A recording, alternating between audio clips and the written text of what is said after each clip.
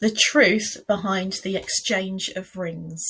My name is Helen, I'm the Authentic Celebrant, and I'm going to talk to you a little bit about why do we do this whole exchanging of ring thing and what's it all about. So the exchange of rings is probably the most well-known and popular action that is performed during a legal wedding ceremony.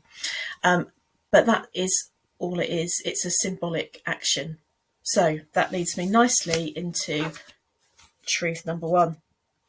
Did you know that the exchange of rings doesn't have any legally binding difference to a legal ceremony? It doesn't form part of the legalities. It's purely a gesture or a symbolic action that reflects the joining of you both as a couple. So it's a really nice thing to do, of course, but you don't have to do it if you don't want to, and there's no legal meaning behind it either.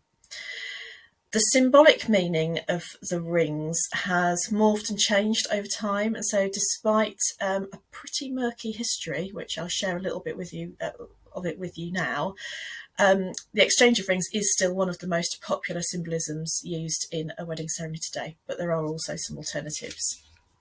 So that brings me on to truth number two, which is about where did this whole idea of exchanging rings even come from.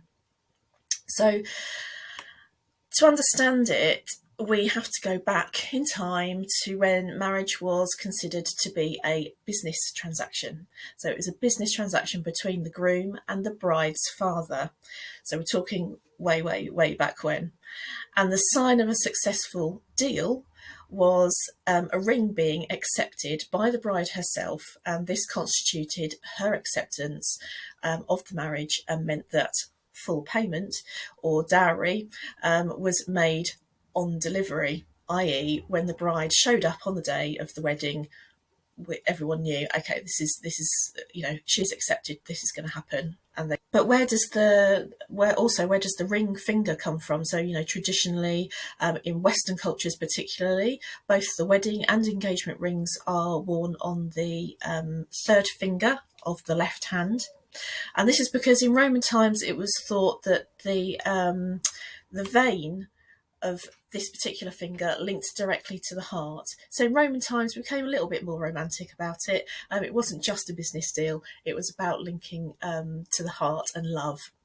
However, countries such as Germany and India, and also in the Far East, tradition there in those countries means that the third finger on the right hand is most commonly used for the wedding and engagement rings.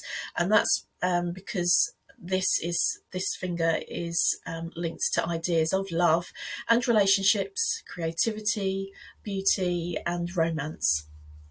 So that's why they do it on that finger. So the reality is that you can choose whichever finger that you like to put your rings on. It doesn't have to be the third finger on either hand. It could be one of the others. So that brings me on to my third truth, truth number three.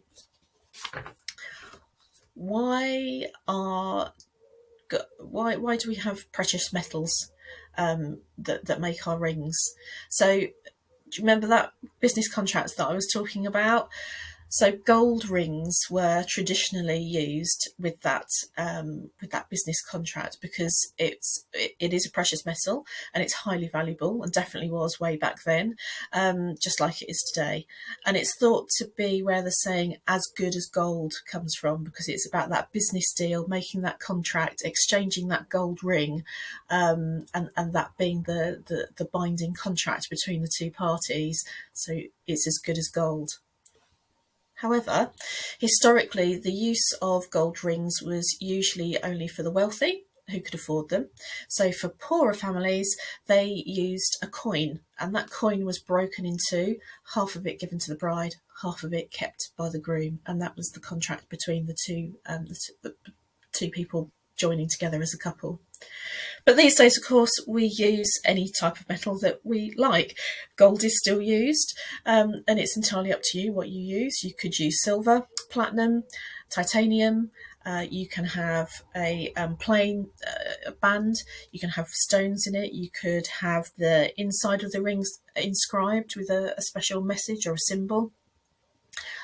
You can have completely bespoke designed pieces of jewellery that are handcrafted and made especially for your occasion and to your specifications. So there's lots of things you can do. If you do want to exchange rings in your ceremony, but you want to do something a little bit different, you could consider a ring warming, which could involve all of your guests. You could consider having a blessing of the rings rather than saying words to each other when you exchange them. Or if you don't want to have rings at all, that's absolutely okay. Let's do something different. You could decide to exchange a different gift between the two of you. You could choose to do a completely different symbolic action, and there's lots and lots you can choose from. And if you want to know more about those, head on over to the website, theauthenticCelebrant.co.uk. There's lots of blog posts about different symbolic actions you can do on there. Also, our YouTube channel, which is The Authentic Celebrant, also has got some videos on there about talking about different symbolic actions. And if you want to get in touch and have a chat about what kind of thing you might want to include in your ceremony, then just get in touch with me.